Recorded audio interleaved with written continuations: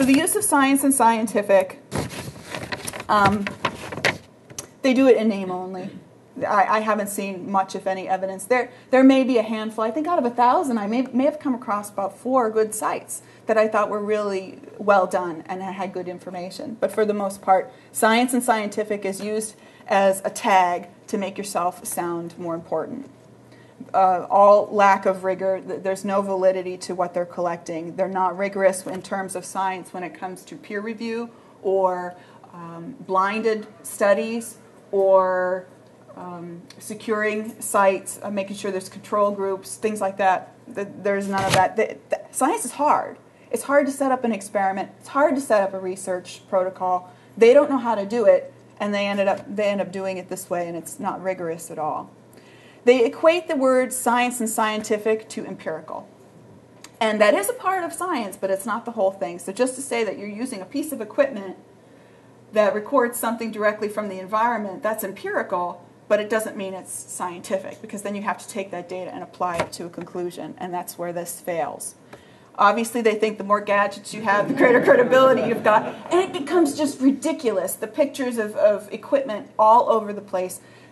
Mostly it's men that use the equipment. I hate to be stereotypical, but gadgets are a really big part of, I think, what these guys feel that they can get out in the garage and they can tinker with these gadgets and they can make their ghost boxes and they can make their machines blink and make noises.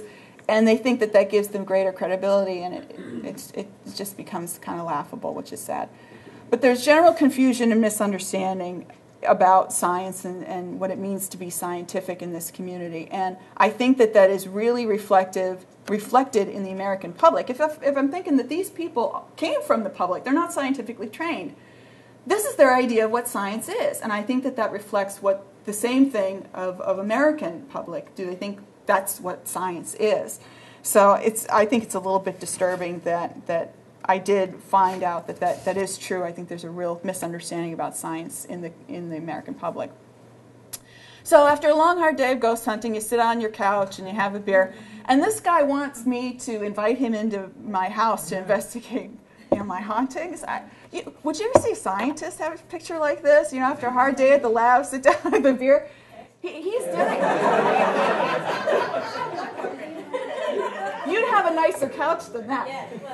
But he's dedicated to study, observation, and documentation, and I think that's a little bit of a problem. So I don't know. I didn't get a good feel out of this guy, and I could tell you where he's from if you really want to know.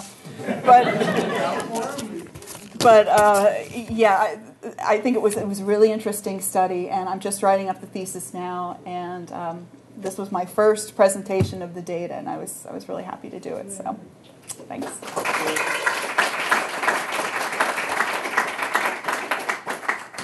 Any questions? Yeah.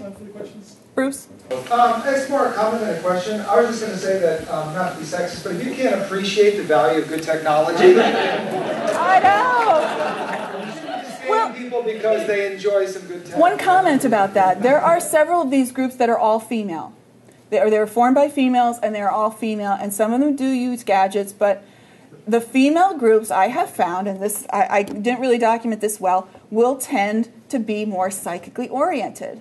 They are sensitive, they are intuitives, they are universal catalysts, they are clairvoyants. These are some of the words I found on those sites. So it is stereotypical. Andy? Based on what you saw on these sites, do you think that when they use the term science, or they're saying that they're being scientific, do they really believe they're doing that, or is that kind of a justification? No, they really believe they're doing that because they think that their gadgets, their equipment, is recording objective data. And it is, sort of. They're not doing the background work. They're not using the equipment properly. They think they're measuring something that they're really not. They're measuring environmental variables, but what does that mean? I think when they make that leap, that's where they lose it. Did you find any site where they use these EMF meters that they try to justify that really is measuring what they think they're measuring? So they all assume that they're generating EMF, so they must be a ghost or something. Well, that's funny because they will generate these fields because they think that attracts the ghost. But yet then they say, we're measuring this and there's something there, so that must be a ghost. It's very confusing. There's a really good story. I hope I get it right. There was one case where an investigative group went into a house and they used their EMF meters and equipment, and the readings were just off the charts. It was a very small room. They had a lot of electronics in the room, and it was just giving off all these interfering EMF signals, televisions, So they said to the people, you got a lot of EMFs going on here. They're attracting the ghosts, and that's what's giving you the problem. Instead of saying, we all know that EMFs can have an effect on people's thinking and ability, and it can affect your brain waves. If there's that much interference going on, it might be the electronic equipment in your room, do you think? Instead of it's attracting the ghosts that are giving you the problem. So there was really a backwards way of making sense of this stuff that I was just shocked to see. Yeah.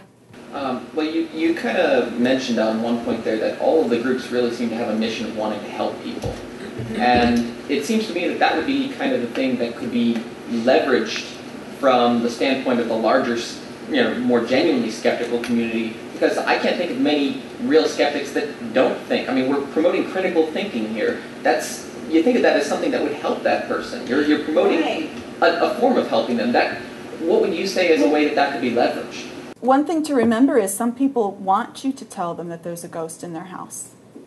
They want that to be the answer. So if you're a skeptical group coming in and saying, look, you got a problem with your wiring in your house, or you might need psychiatric help, that's not the answer that they want. They want to hear that they have some sort of special thing going on in their location. In fact, some of these groups will certify locations. Yes, we have certified that your restaurant is now haunted. You could put this up on the wall and help you get more business. But I think for the skeptical groups to go in there, I think it would be good if they did promote that they do that for people who really want to know what's going on or really want a good answer. In the black? You talked about a lot of these groups with, you sounded very compassionate about them, as though they were doing this because they were genuinely interested and they felt like they were getting, relevant data or whatever. But did you come across any ones that seemed like they were really trying to scam people? Like not that they themselves, that they were really just trying to get you to come pay for their ghost hunting service? Yeah, a lot of them did support, obviously, selling of merchandise. A lot of them give ghost tours in their local neighborhoods. And I think that they were making money off that. I think the ones that present themselves as psychics are worse.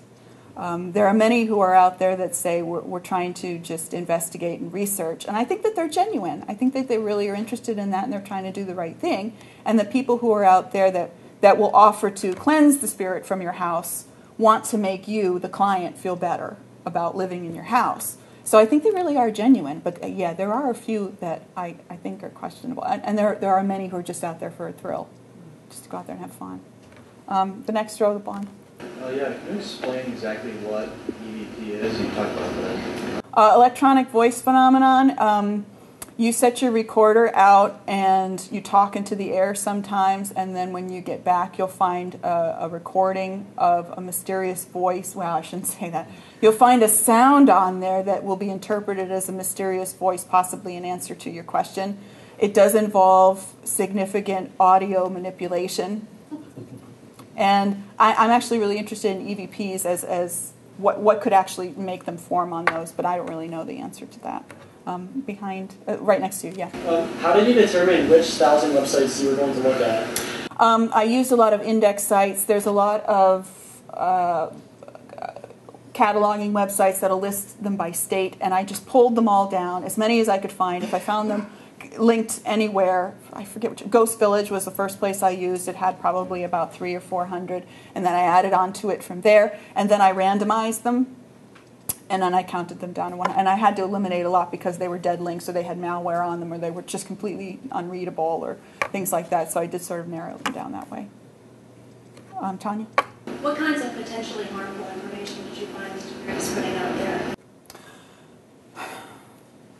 You know what? I found a lot on demonology. That was disturbing. Many of the, and I had a number, I did start to count the number of demonology sites, and I'm not sure, a lot of them didn't come right out and say that, but they had lots of prayers on their sites. They would ask for protection before they went into these ghost hunting investigations. And they would suggest to people that there was something really evil going on in their house. And I found that really disturbing. I don't know how you get to be a demonologist unless you're in the Catholic Church.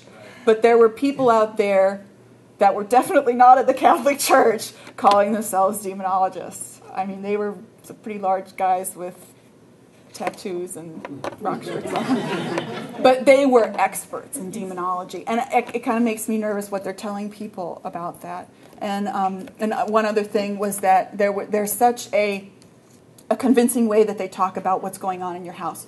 You have these spirits, and these spirits don't use a Ouija board because you're opening the doorway to these spirits, and it could cause you. That was very disturbing because Ouija boards, it's a parlor game, but yet they were presenting that as a gateway to a portal to hell. So, and Bob. Sorry, I just wanted to ask a question about the data. Did you find websites that explicitly said they did not use science? Was that one of the? Well, they did. Well, actually, I did find one that was rather hostile to science. He seemed a bit disturbed. Well, there was another UFO group too that was like that, and there was one that was contacting Bigfoot psychically. So, I don't. Yeah, I guess so. He speaks intuitively. That was interesting. But yeah, some of them were clearly not interested in science at all, and they did sort of poo-poo the idea of looking at it scientifically. How would you contrast the groups you looked at with maybe groups that are doing legitimate science? I'm thinking like maybe amateur astronomer groups. I looked a lot into amateur astronomy groups because they do collect the data, and there's so much data to collect. And then but it funnels through a person who knows what they're talking about. It goes through a peer review process. Somebody can pick through that data and see if it's any good. And it was clear that these groups are just communicating within their own little community. They're not passing it up to somebody for critique, and they're going to take very kindly to somebody saying your data is no good. I think that's the big difference is the lack of peer review. They're just talking amongst themselves. Yeah. Did you reach out to any groups and contact them directly to get more depth? I emailed 30 groups that specifically were very strong on we used the scientific method, and 8 responded to my questions, and 1 responded, you should call me for an interview, and I didn't do that. And they responded, and most of them were very, very polite. But the interesting thing is when I asked them particular questions about what are your methods and what do you think about them that makes them scientific, they backed off. They said, well, it's scientific, but it's not acceptable to the scientific community per se. We're doing this, and we feel that it's the best way to go about doing it, but we try all different things. And maybe we try dowsing rods, and maybe we try psychics every now and then. So once they put that out to the public as being scientific, they ended up backing off of it. But there are a few groups who realize that they're not going to be accepted by the scientific community, but they're going to try. I was going to say, on some level, they kind of are doing the same thing as the amateur astronomers in that they're collecting data and they're putting it out there. The fact that the scientific community is looking at their data and going, this is garbage data, it's not useful scientifically, is the peer review that, you know what I mean? That's true. That is the peer review statement. The scientific community is saying, this is not useful data, it's no good, it's not helpful, and it's not repeatable. It's not, you know, and contrast that with things like the experiments that Richard Wiseman does, right. who is out there, and you can read his experiments and you can replicate them if you can get into Hampton Court. And this kind of goes to our previous, kind of, which is where do you derive authority? Because the reality is like you guys, have you ever at Johns Hopkins have you ever published a bad data that turned out to not be? Of course you have, and so you have no authority. No single individual, no single institution has authority except that it continues to be repeatable, and that the scientific community continues to use that data and support it. And what's sad is that they really think that they're collecting data in a meaningful way. Well, we need to keep that as a skeptical community and as in promoting science. We need to keep that kind of concept close to heart, so that we can define the difference between science and pseudoscience, because that is the defining difference. Right. Well, There's thanks. nothing skeptical about the way that guy is drinking. Oh, thanks, everybody.